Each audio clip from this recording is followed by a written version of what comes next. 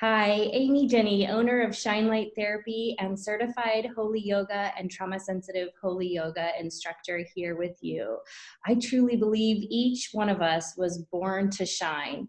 Unfortunately, life's circumstances sometimes dims our lights, but with the right tools, resources, and encouragement, I think we can reverse that. I want to welcome you to Made to Shine, a community of like-minded people who are here to help you shine your light a little brighter.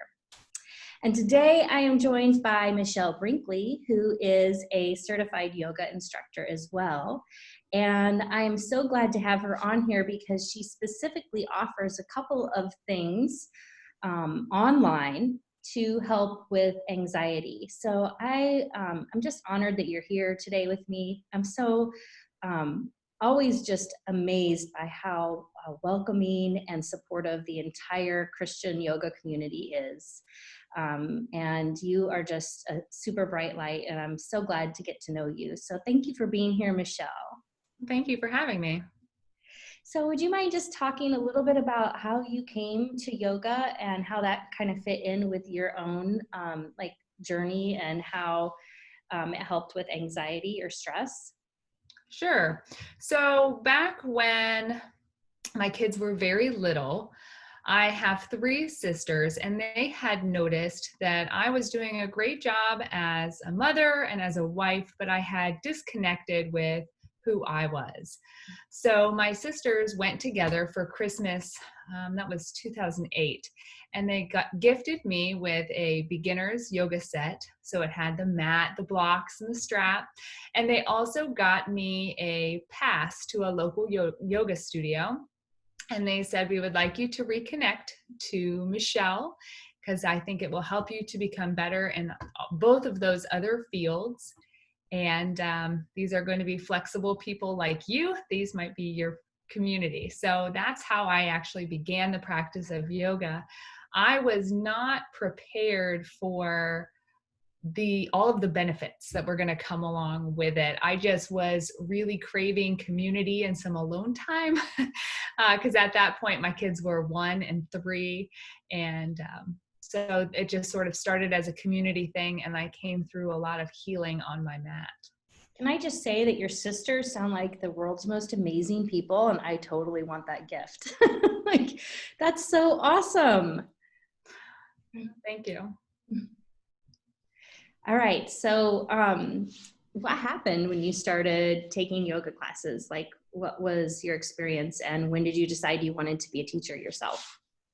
So as I was on my yoga mat, I learned that I had dissociated from my body in ways that I wasn't all the way aware of. Obviously, dissociation is one of those things that you kind of slide into, often very gradually, but once it's there, it kind of camps out.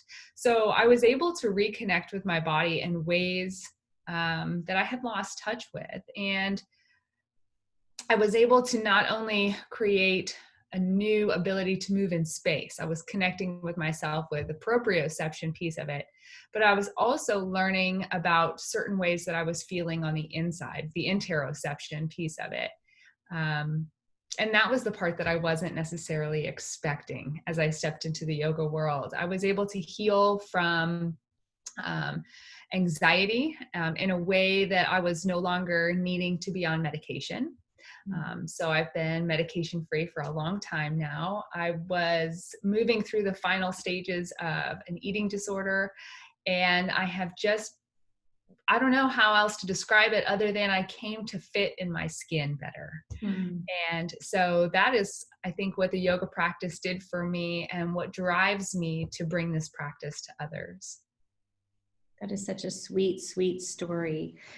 Anybody who's practiced yoga for a while has probably had some kind of experience, whether they have known it or not, that's something like that. I remember the first time that I cried in a yoga class, and I was in my classes for certification, and I still wasn't even aware that that was a possibility, and it scared me a little bit. It was not expected, and I wasn't even sure why. And I think that's one of the really cool things and powerful things about yoga is that your body stores memories and it knows what to do And you don't even have to necessarily be conscientious of what's going on, but just letting it, allowing things to rise up and release as you're practicing yoga. So it can be so powerful. So powerful. And I was actually, this was a traditional yoga studio, and yet it was during one of my regular yoga practices that I felt like I heard for the first time the audible voice of God calling me to teach. It ended up leaving me in a sobbing child's form for most of the practice, which was totally outside of the box of comfort for my instructor. And after the practice, she was like, "What was that all about?" And I said, "God has called me to teach. I would like to know when your next teacher training is."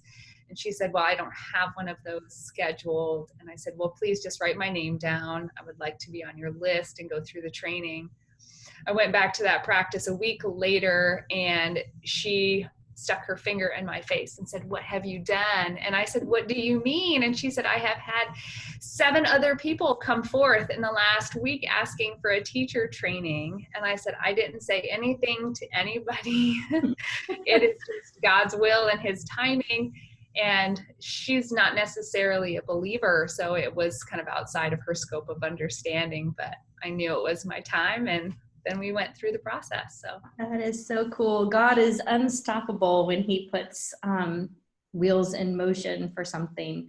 I have a similar story. When I started teaching yoga, I had a friend gift me with a very generous amount of money to help me in training to help other people. And I didn't know what to even do with it. So it sat in my safe for a very long time. And then I found out about yoga. I felt very similarly called in a yoga class. And I was like, I felt called because I felt the healing power of the practice with my own spirituality overlaid. And I thought to myself, it'd be really cool if there was Jesus yoga.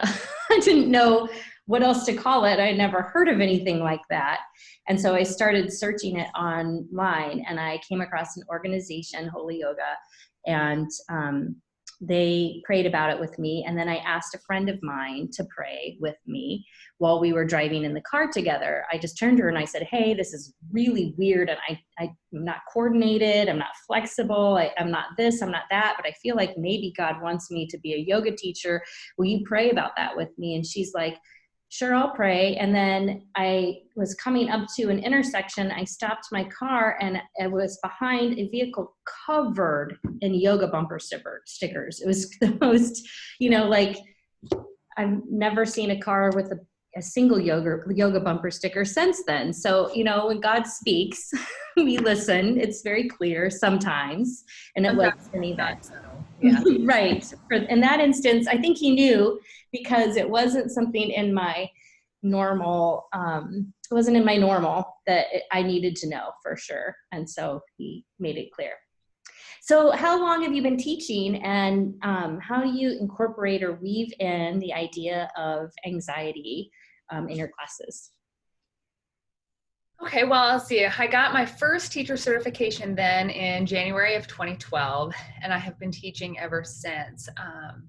It was that traditional yoga studio, and when I wrote my final paper on the fact that I wanted to teach a Christ-based moving meditation on the mat, my instructor kind of looked at me and she was like, "Well, that's not really what we do here. I don't even know if that's real yoga.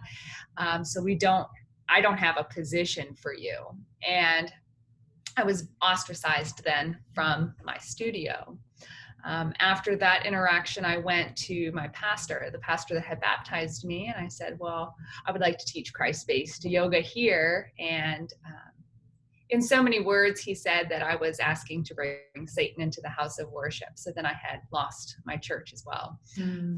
So I went through about 3 months of a lot of prayer, a lot of weeping on my mat. I really established a solid personal practice in that time. And I just felt very convicted that if this is what helped me to get out of my head and back into my body, I have to persevere. I have to do this.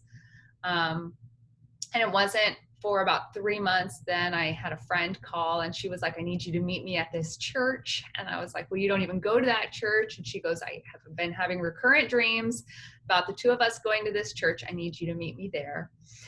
So we went to this church and they were my people and they are still my people. And I beelined it to the pastor's wife and said, I want to teach Christ-based yoga. And she said, that's awesome. Will you start in 2 weeks? So I had found then a new church home and I had explained to her how yoga had moved through me in a very healing mental health format. And she said, I want you to share that with people, be authentic, be vulnerable, step outside of your comfort zone because you're not the only one that needs this. So I've used it ever since as a platform to not only share about the healing benefits of yoga, but to share that people are not alone in their anxiety, because that's one of the big things that anxiety tries to do, right? It tries to steal our voice and tell us that we are alone, that we are not worthy, and that, you know, all of the chaos, we should just sit down and stop. And that's just not our intrinsic truth. God wants us to feel good in our skin so that we get to be his hands and feet. So that is kind of my path and the reason why I choose to be vulnerable in my anxiety and step out and just do it. So powerful. Michelle, you're amazing. Truly amazing.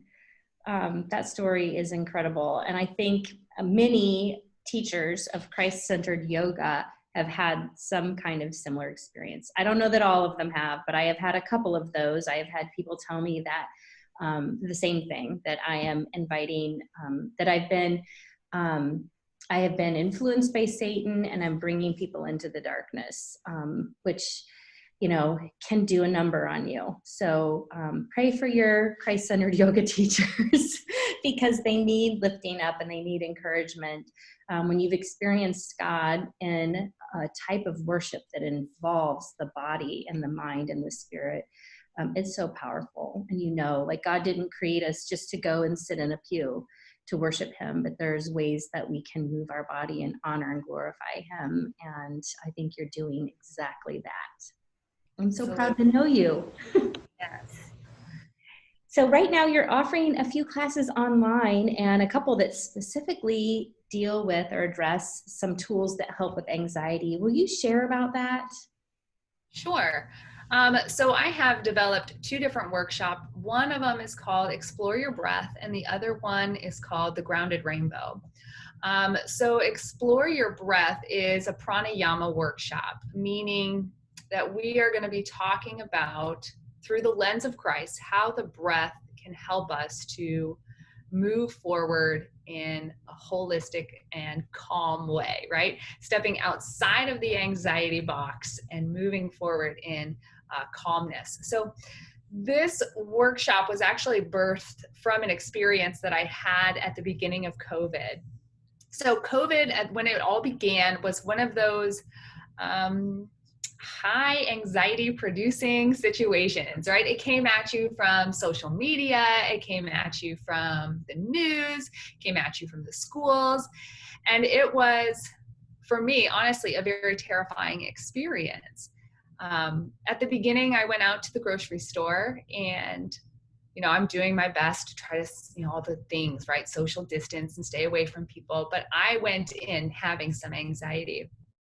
And I turned to get something off of the shelf and a woman came up behind me and actually took my cart and started to walk off with it. So I stopped, I screamed, I yelled, "Stop, thief!" And I run up and I grab my stuff away from her and I take off through the grocery store and I stop. And I noticed then that I was having a full-blown panic response. So I stopped and I connected my feet to the ground and I'm like, I have a solid foundation. And then I noticed, okay, you have to do something here to calm down. And I tapped into the anxiety toolbox that I have started to put together. And one of those breaths is just an extended exhale breath. So it's something where you can take an inhale for a count of 3 or 4 and an exhale for a count of 6 or 8, right? And whether you're counting 1, 2, 3, exhale, 1, 2, 3, 4, 5, 6. Or a thing that I like to do is put an affirmation with it. So when I inhale for a count of 3, I say to myself, I can breathe. And as I exhale, I say, I don't need to freak out.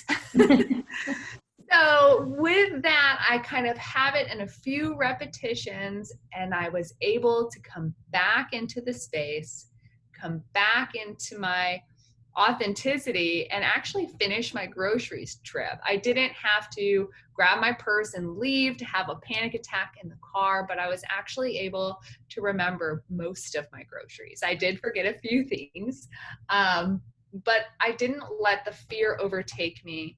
I regrounded myself, I used my breath, and I moved from there.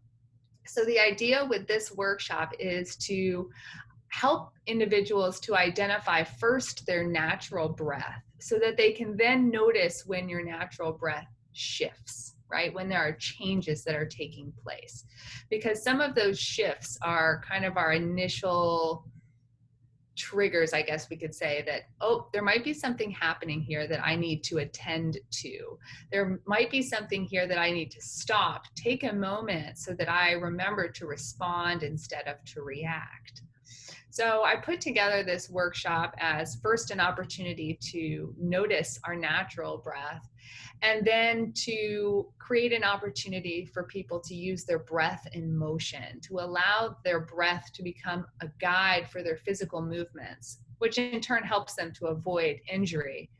I've also included a few energizing breaths for when we feel sluggish in the afternoons, so that we don't head for things like caffeine, because that will exacerbate our anxiety as well. But a majority of the practice will focus on learning calming breathing options, like the one that I used in the grocery store. I just have to, I have to point out for any of my people who might be watching this interview, I constantly am harping on the whole noticing thing. Like, that's the first step to anything. So I'm so glad you said that. It's critical to take that pause and just notice. And I think sometimes we want to skip it.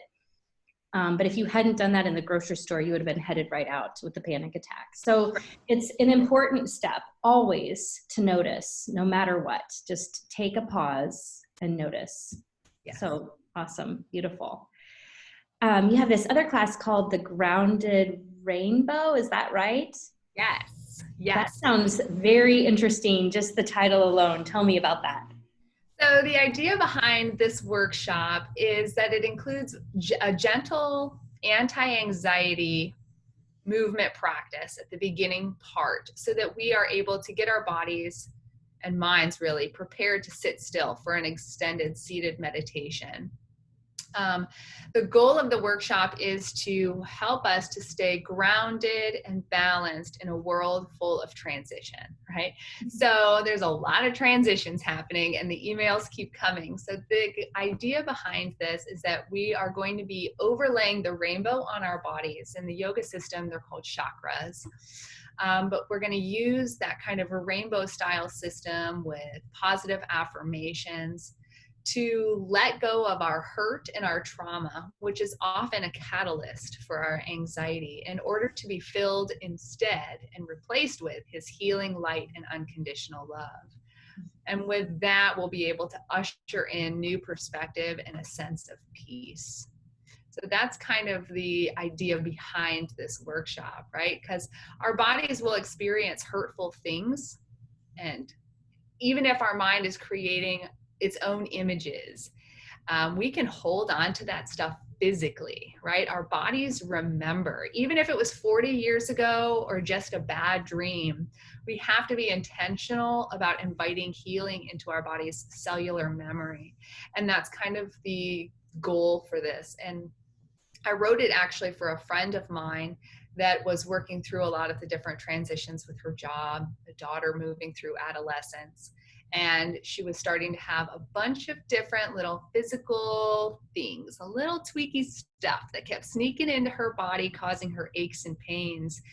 And so I created this workshop for her, and she's like, it's really powerful. And I said, well, then I'll open it up to the public and we'll see if anyone wants to join us. So How long have you been teaching that one?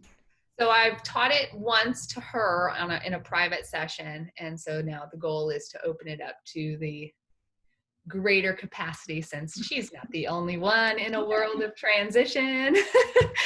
We all could use a little bit of that. So yeah, it sounds truly amazing. Healing and restorative, and just what we all really truly need right now. yes. And the rainbow is a symbol of God's promises, right? So right, hope. Yes, I love it. So both of these are offered online, am I correct? yes, ma'am. Okay. So I am actually going to offer both of the workshops twice. I have a morning time slot for both of them and an evening time slot for both of them. And yeah, so those are all available on my website. So my website is mwbyoga.com. So those are my initials, as well as it means movement, worship, breath. And so there's a Zoom classes tab there on the website, and they're all listed underneath there as well. That sounds awesome. So you're doing 2 of the workshops each in the month of September. Is that correct? The dates are upcoming. Let's see here. So Explore Your Breath will be held. The first one is coming this Thursday, September 3rd at 9:30 a.m. And then it will be held again on October 7 at 7 p.m. And these are in Eastern time zones, time frames that I'm giving you. And then the Grounded Rainbow will be offered Friday, September 11 at 9:30 a.m. Because that is a morning that is associated with a lot of trauma triggers for a lot of us. And then a second time it will be on Wednesday, September 23rd at 7 p.m. Okay, awesome. So the other thing to keep in mind, and maybe you did this intentionally, one of the reasons that I decided or felt the Lord compelling me to do this YouTube channel was because I had so many friends talking about the anxiety of back to school this year, particularly because of COVID. And are we doing this? Are we doing that? What's this going to look like? How's it going to affect my job? How's it going to affect the family? How will it affect the children? And literally just totally freaking out. And I get it. I don't feel freaked out about it, but I had such a traumatic 2019. I feel like God just prepared me through everything that my family went through in 2019 to be able to sort of be a calming presence in 2020. And I really felt the Lord saying, share resources with people because they need them right now more than ever. So in addition to the 9/11, which I hadn't even really thought about that's so helpful.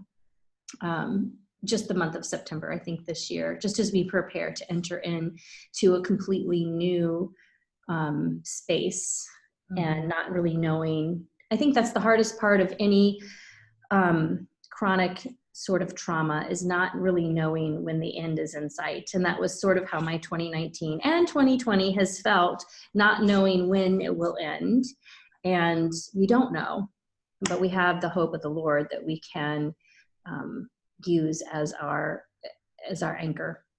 So you will find the hope of the Lord in these classes by Michelle. So I will put all of the information into the description on this video. So everywhere that the video is shared, people can find out about these classes. Please get online on Michelle's website and check it out. It might be just the thing that you need, just the right tool or encouragement to get through this season. Michelle, anything that you want to add? The last thing I guess I would like to add is that after a prayer time last week, I have decided to start a mentoring program for yoga instructors as they are going through these various transitions. So if there are other Christian yoga instructors out there that need a little bit of support in overcoming adversity or writing out their mission statements, or even if they want one of their practices audited and getting some feedback there, that's a program I'll be starting pretty soon here. As soon as I get all of those details ironed out with the Lord, I hope to get that up and running as well. But I look forward to seeing you guys in practice and supporting you in any way that I can. Be blessed. Incredible. Thank you so much. This has been a wonderful conversation, and I'm excited that you are doing a mentoring program. That's something that I really highly believe in, and we are all yoga teachers entering new paradigms right now. So I think it's only appropriate that we start kind of that reflection on, you know, how it's going and whether or not we're listening to the needs of our people and listening to the Lord. So thank you, Michelle. It has been wonderful to talk to you, and hopefully we will maybe see some of you in Michelle's classes coming up this month. Thanks for tuning in. Take care. God bless. Bye.